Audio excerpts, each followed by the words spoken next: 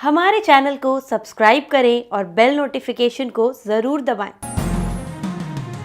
ज्योतिष रतन केंद्र चैनल पर हमारे आप सभी प्रिय दर्शक गणों का बहुत बहुत हार्दिक स्वागत और अभिनंदन। प्रिय साथियों, मैं हूं आचार्य पंडित सर्वदानंद शर्मा। मेरी ओर से भी आप सभी को बहुत बहुत प्यार भरा नमस्कार। साथियों, आज हम आपके साथ चर्चा कर रहे हैं आपके अपने मंथली राशिफल को लेकर के। और ये मंथली राशिफल है नवंबर 2023 का। पूर्ण रूप से लगन राशि पर आधारित है, ये चंद्र राशि पर आधारित नहीं है।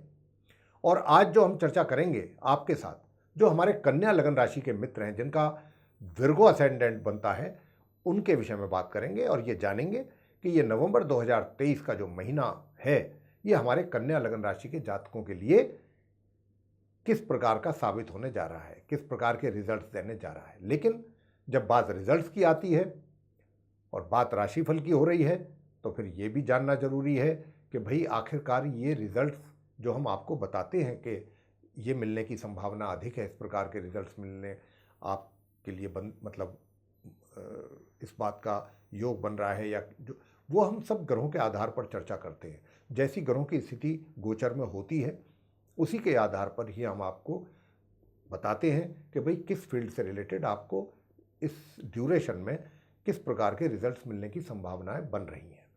तो साथियों, ये भी जानना हमारे लिए आवश्यक हो जाता है कि कौन जो ग्रह हैं इनकी स्थिति कैसी है। और यहाँ पर जब क्योंकि ग्रहों की बात चल पड़ी है, तो मैं आपको एक अच्छी बात बताना चाहूँगा, आपको सुनकर के अच्छा लगेगा।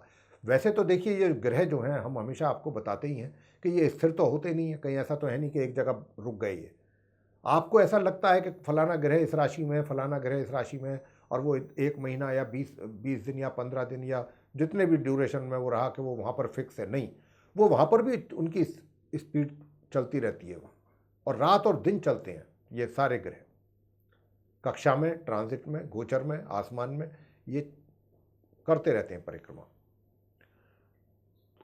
एक से दूसरे नक्षत्र में, दूसरे से तीसरे नक्षत्र में, एक राशि से दूसरी राशि में, दूसरी से तीसरी राशि में। तो साथियों, यही आपकी सुविधा के लिए कन्या लगन राशि के जो जातक हैं, आपकी सुविधा के लिए ठीक हमारे पीछे स्क्रीन पर हमने चार्ट भी डिस्प्ले कराया है आपका, जिसमें पूरे लगन चार्ट में ग्रहों की स्थिति को स्पष्ट रूप से भी दर्शाया गया है कि कौन सा ग्रह किस ग्रह के साथ बैठ करके युति बना रहा है, किस राशि में है, किस भाव में है। और ये जो मैं कह रहा था आपसे कि एक अच्छी बात बताना चाहते हैं, वो ये है कि ग्रहों की स्थिति पिछले काफ़ी समय से खराब थी, अच्छी स्थिति नहीं कही जा सकती थी।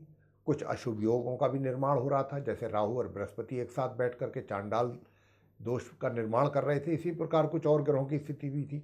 सूर्य भी नीच राशि में आ गए हैं, वो भी नीच राशि में ही चल रहे हैं। लेकिन इस महीने के अंत तक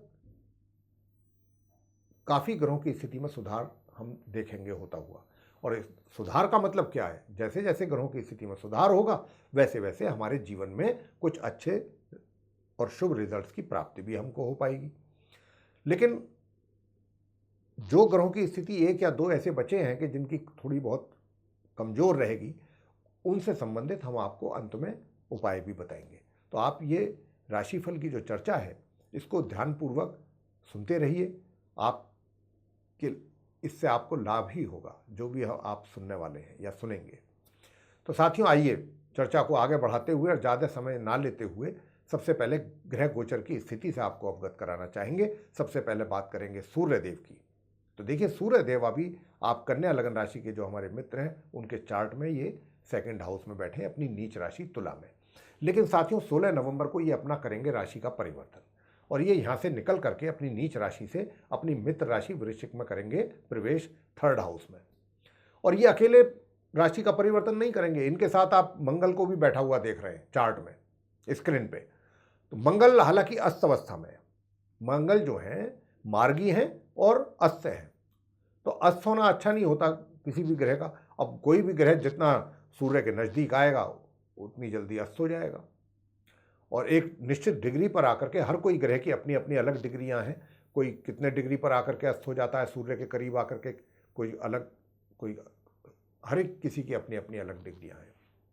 तो अब ये मार्गी हैं, तो ये भी अपने अस्त हैं, मंगल भी, और ये अस्त रहेंगे ही। लेकिन ये सूर्य के साथ साथ अपना राशि परिवर्तन भी करेंगे। जिस दिन सूर्य करेंगे 16 नवंबर को, मंगल भी यहाँ से निकलेंगे अपनी समराशि तुला से। और ये भी अपने घर में प्रवेश करेंगे, थर्ड हाउस में, अपनी ही राशि वृश्चिक में। सूर्य और मंगल एक साथ जाएंगे वृश्चिक में।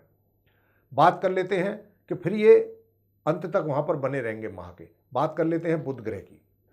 बुध ग्रह जहाँ पर आप बैठे हुए देख रहे हैं वृश्चिक राशि में थर्ड हाउस में, ये भी जो है यहाँ पर 6 नवंबर को आएंगे, सूर्य और मंगल का साथ छोड़ के, सेकेंड हाउस से निकल करके, अपनी मित्र राशि तुला से निकल करके ये यहाँ पर आएंगे और फिर ये यहाँ पर 27 नवंबर तक बने रहेंगे वृश्चिक राशि में, अपनी सम राशि में।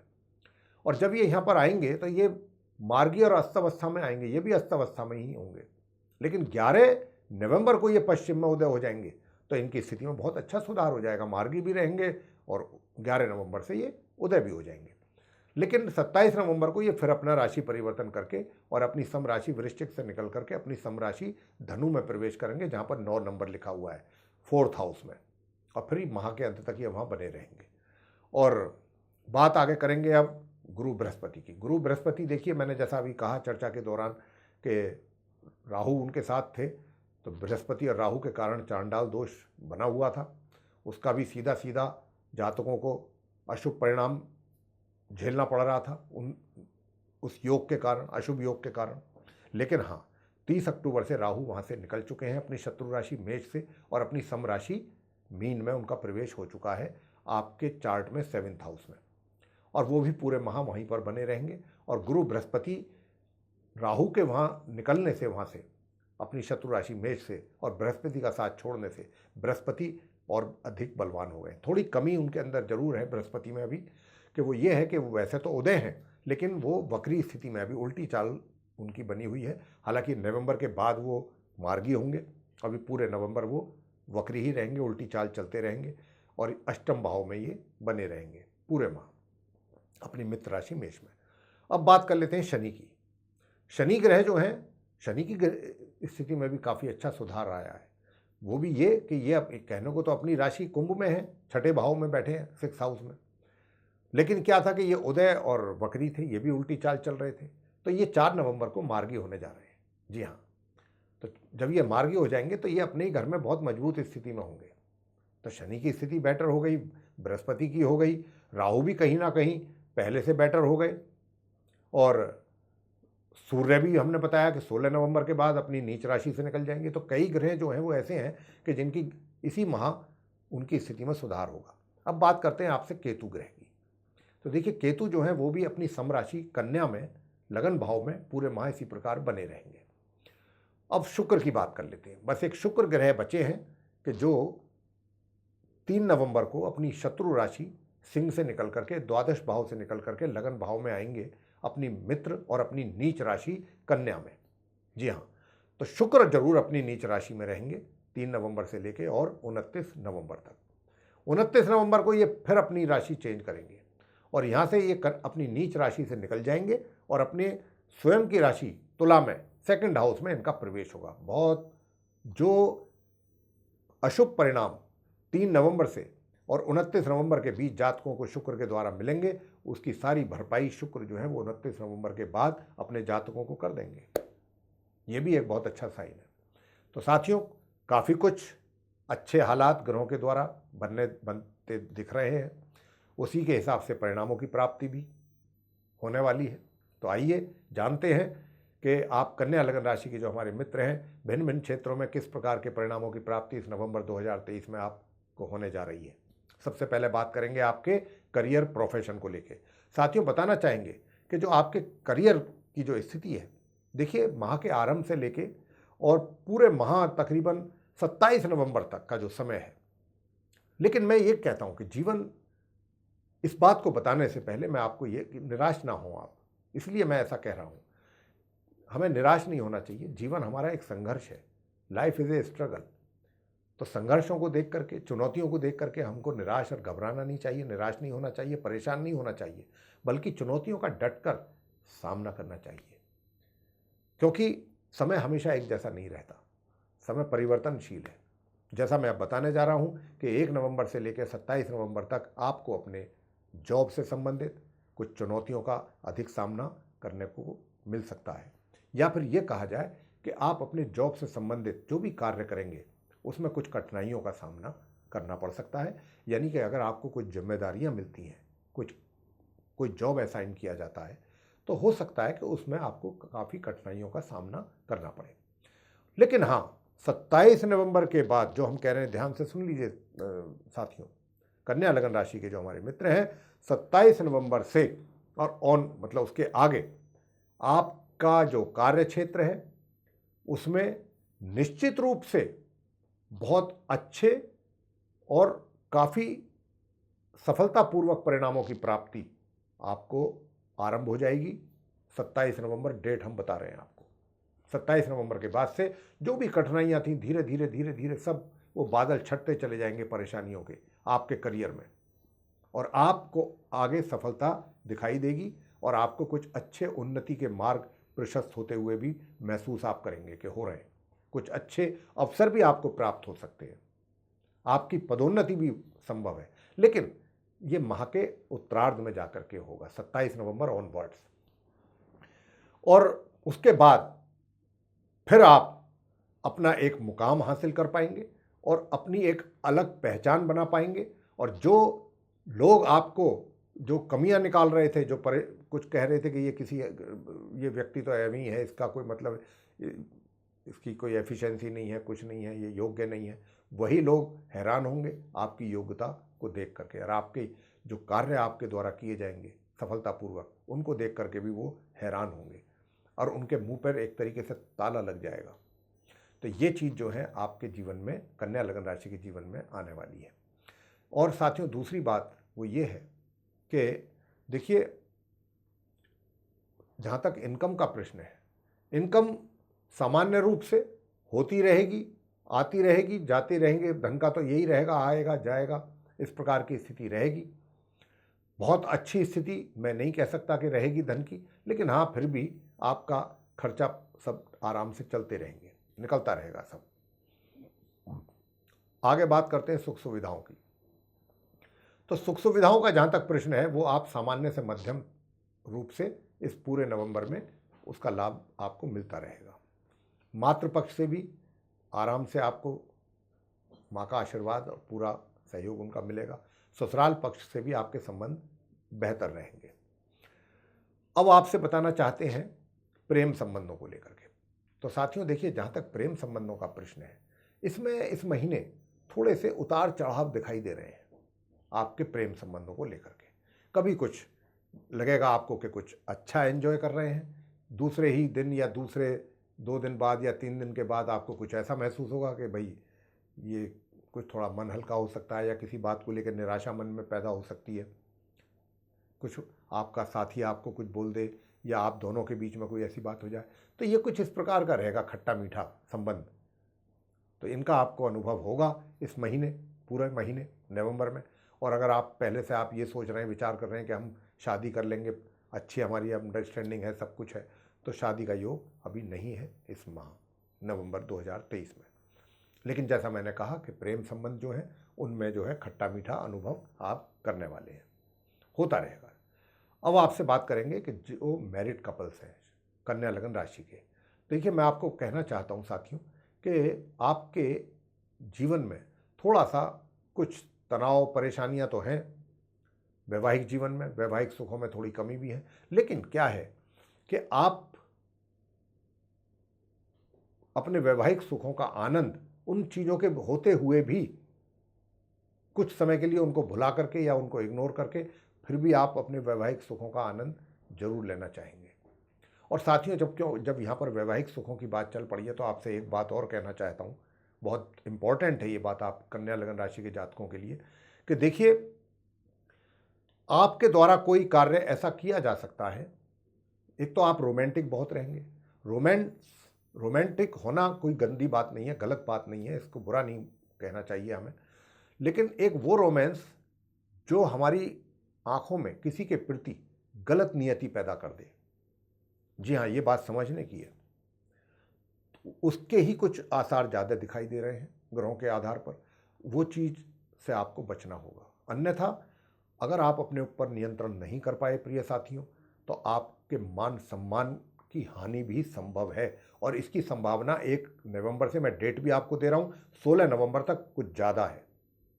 तो इन बातों से आप थोड़ा, मैं फिर बोल रहा हूँ कि रोमांटिक होना कुछ बुरी बात नहीं है, लेकिन कहीं घर से बाहर निकल करके कोई ऐसी आपके द्वारा कोई कृत्य ना हो जाए कि जिसके कारण आपको भी शर्मिंदा होना पड़े समाज में, घर परिवार में, उसका आपको ध्यान रखना है। आगे बात करते हैं पारिवारिक संबंधों की। देखिए, परिजनों का सहयोग आपको 1 नवंबर से 16 नवंबर तक तो मिल नहीं पाएगा।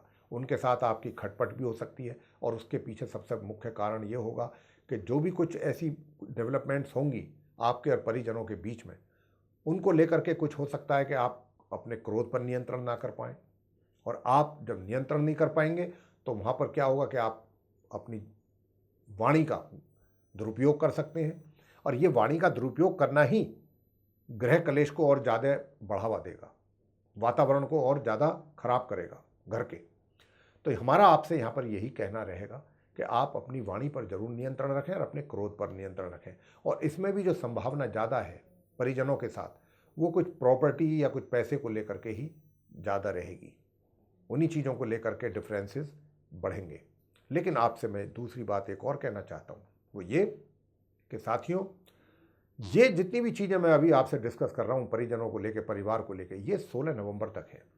16 नवंबर के बाद इनमें काफ़ी कमी होते हुए आप देखेंगे, बहुत कमी होगी, काफ़ी कुछ चीज़ें सही होंगी, और आपकी इन चीज़ों को सही करने में आपके बुजुर्गों का, घर के जो बड़े हैं, उनका बहुत एक अहम रोल रह सकता है।